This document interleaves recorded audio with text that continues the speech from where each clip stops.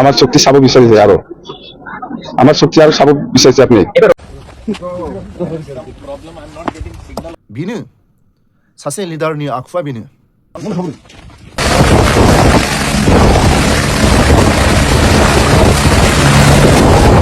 बेनो सासे लिडारनि आखुआ बेनो बेनो सासे लिडारनि आखुआ बेनो बे काउन्सिलखौ सालायनायाव जेसेबां रां नांगौ जेसेबां अनसुंथाइ नांगौ बियो खम जादों होनना बुंदों खम गाव गावनि बिबानखौ लानानै साबधान जा जोंनि खोनानो मोननाय मथे जायफ्रा गावनि आलादा काउन्सिल थासेयावबो मालायनि एलेकायाव फैनानै बिबान लानानै दं होननानै जों खोनानो मोनदों एसे बारा नांगौ जाहैदों जेसे बिदों बेखौ मोनाखै बेखौ रायज्लायजागोन आं दा हेलिकप्टारावनो बिथां केबिनेट मिनिस्टारजों रायज्लायलांगोन आं मानो मोना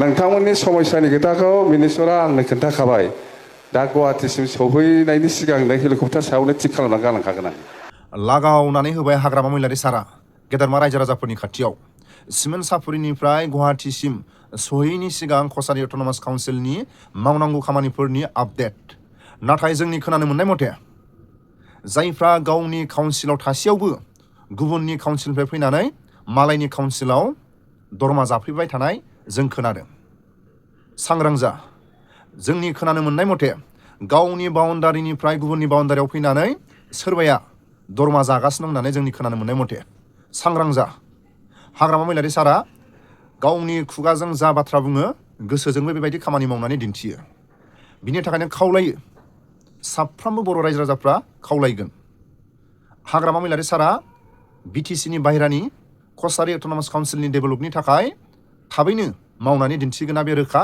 बिनि थाखायनो जायफ्रा काउन्सिलनि बिबानगिरि सांग्रां जा जायफ्रा गावनि थाखासेयावबो गावनि काउन्सिलाव थाखासेयावबो मालायनि बाउन्डारियाव फैनानै दरमा जानाय सांग्रां जा सालायनायाव जेसेबां रां नांगौ जेसेबां अनसुंथाइ नांगौ बियो खम जादों होनना बुंदों खम एसे बारा नांगौ जाहैदों जेसे बिदों बेखौ मोनाखै बेखौ रायज्लायजागोन आं दा भिडिअनि फुटेजाव खोनाखाबाय साबधान जा जायफोर कछारी अट'नमास काउन्सिलाव थानाय गेदेरमा दैदेनगिरिफ्रा साबधान जा हाग्रामा महिलारि सारनिफ्राय बस्ता खि बस्ता लांनानै सोरबाफोर रायजो राजाफोरनि मावनांगौ खामानिफोरखौ मावालासिनो सोरबाया जानो लुगैदोंबा साबधान जा मानो होनोबा जोंनि खोनानो मोननाय जोंनि खोनाफा माफा खोनानो मोननायाव गावनि आलादा काउन्सिल थासेयावबो गुबुननिफ्राय फैनानै मालायनि काउन्सिलाव बिबानगिरि जाफैनानै सोरबाया दरमा जाबाय थादों होननानै जोंनि खोनानो मोननाय मथे साबधान जा हाग्रामा महिलारि सारा खुगाजों जेरै बुङो गोसोजोंबो बेबायदि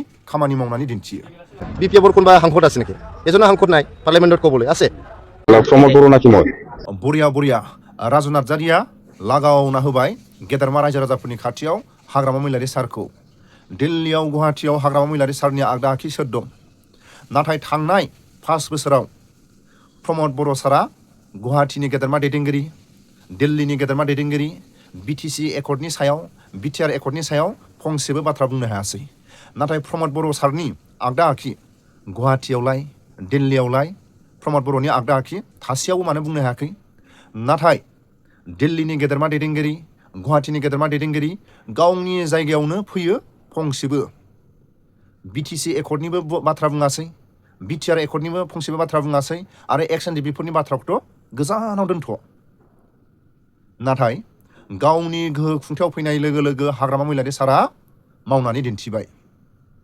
फासिनि अर्डार जोबथेसालियाव थानाय जायफ्रा एक्स एन डि बिनि केसाव आरो एक्स एन डि बिफोरनि थाखाय थाबैनो हाग्रामा महिलारि सारा खामानि मावनानै दिन्थिगोन बे रोखा 5 बोसोर प्रमोद बर'नि गोहो खुंथायाव रावबो एक्स एन डि बिफ्रा सासेबो थिखादार जायासै गुबुन गुबुननि मानसिफोरखौसो लाबोनानै थिखादार खालायबाय प्रमोद बर' सारा नाथाय गावनि गोहो खुंथायाव फैनाय लोगो लोगो हाग्रामा महिलारि सारा बयनोबो समानै सोरबा एक्स बिलटि सोरबा एक्स भलन्टियार सोरबा एक्स एन डि बि सोरबा एक्स बिलटि सोरबा समाजनि खामानि मावग्रा सोरबा आबोबनि खामानि मावग्रा सोरबा गेदेरमा रायजो राजा बयनोबो खामानिफोरखौ राननानै हरबाय बेनो सासे लिडारनि आखुआ बेनो बयखौबो समानै नायनांगोन नाथाय प्रमोद बर' सारा 5 बोसोराव एक्स एनडिपिफोरखौ सिनायासै, एक्स बेल्टिफोरखौ सिनायासै, गुबुन गुबुन माखासे पार्टिनि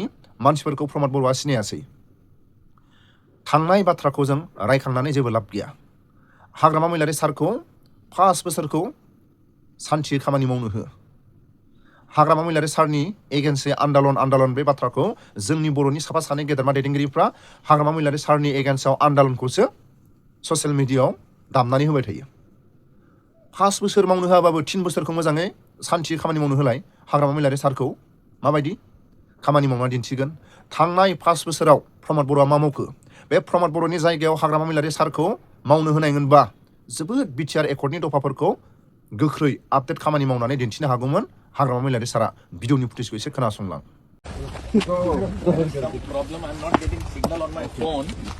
अट'नमास काउन्सिलखौ सालायनायाव जेरैबायदि सरकारनिफ्राय सहयोग मोनबावनांगौ दंमोन।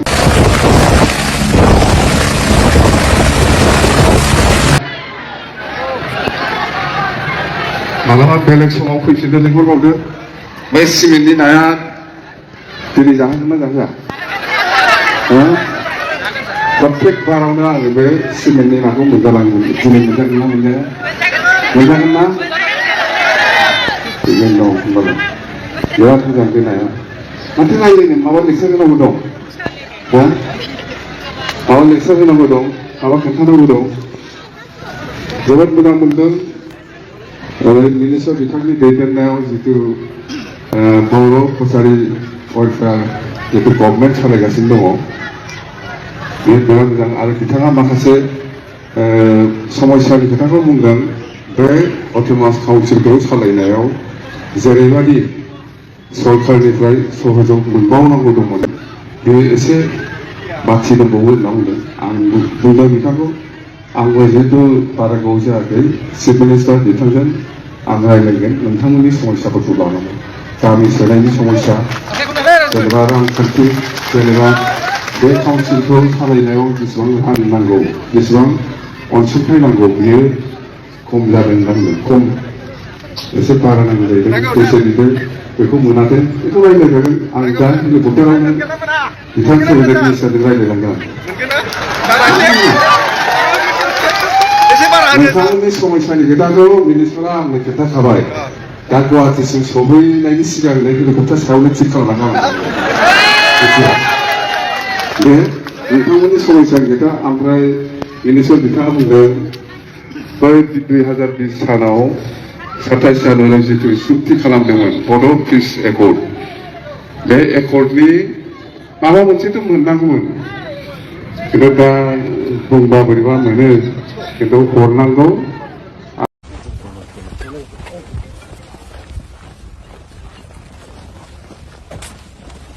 Some problem. I'm not getting signal on my phone, and hence clearance. It has been taken before we are landing. We were checked. They said we have taken the clearance. We'll give you the moment you land. But okay. Getting spot. Okay. Direct Mafar. If I direct one. क्या बोल रहे हैं जिस तरह का पद गई है ना